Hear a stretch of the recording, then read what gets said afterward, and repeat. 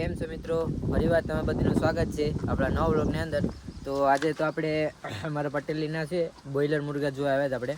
તો હું તમને બોઈલર મુર્ગા બતાડું કેટલા દિવસના થઈ એ પણ તમને આગળ કહીશ. તો હું તમને બતાડવા પહેલાં તો એટલી વાત કહી દઉં કે લાઇક એન્ડ સબસ્ક્રાઈબ કરવાનું તો ભૂલતા નહીં તમારા ભાઈને, ને આવા નવા સપોર્ટ કરતા રહેજો.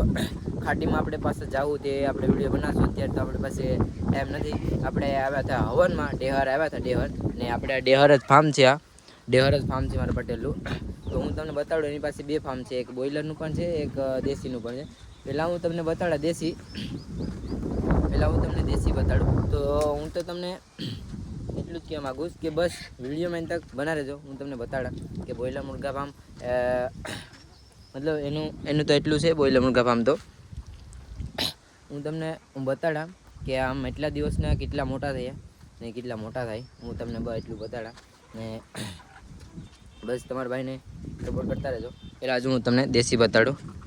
જો આ દેશી છે ને, આ ઝાડની અંદર પેક છે. જો એની પાસે બતકા પણ છે. જો બતકા જરા છે બતકા, જો બે છે, બે જોડી છે. જો પાણી પી અંદર છે, અંદર જરા અંદર છે, અંદર. તો હાલો હું તમને બતાડું બોઈલર મુર્ગા એ કેટલા દિવસના છે હું તમને કહીશ. ખાલી તમે વિડીયોમાં તક બનાવજો.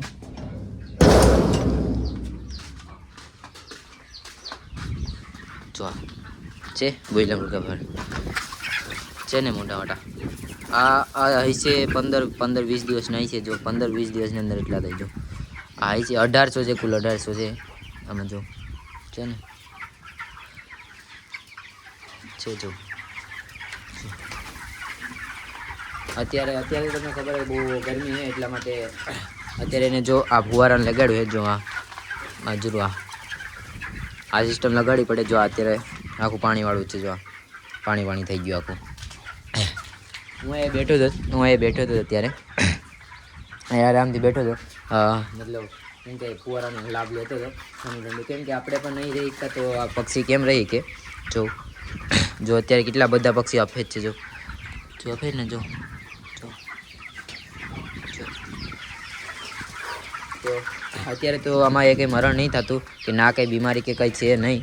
ને બીજું બાજુમાં બતાડું કે આ જો એટલા થયા થાય ને, મતલબ ઓલા થયા હતા જો નાનેથી એટલા થાય. આ જ્યાં લગી જીવે ત્યાં લગી જીવશે, બાકી તો એ મરી જાય. બાકી એને ખાસે વાસે નહીં.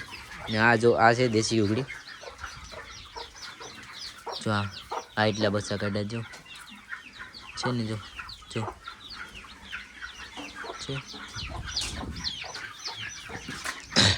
જો બસ એટલું જ કહેવા માંગતો.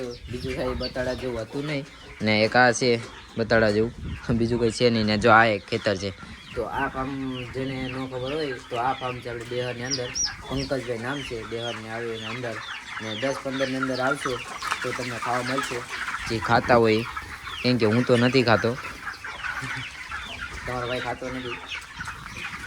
આ છે તો 10-15 અંદરનો દિવસ થઈ જાય મુર્ગા કમ્પ્લેટ ખાવા જેવા થઈ જાય. 2-2.5 કિલો થઈ જાય તો ડેહરની અંદર આવીને તમે તપાસ કરી શકો ક્યાં છે ભાઈ ફાર્મ એમ. તો વિડીયો કેવો પસંદ આવ્યો તમે કમેન્ટની અંદર કહેતા રહો. અને લાઇક એન્ડ સબસ્ક્રાઈબ કરવાનું ભૂલતા નહીં. કેમ કે ખાટીમાં જશું તો એ વિડીયો બનાવશું. આ તો ખાલી નોર્મલ વિડીયો હતો, તો ખોટા ઓલું નહીં કરતા એમ. બસ વિડીયો એન્ડ કરીએ. જય દ્વારકાધીશ.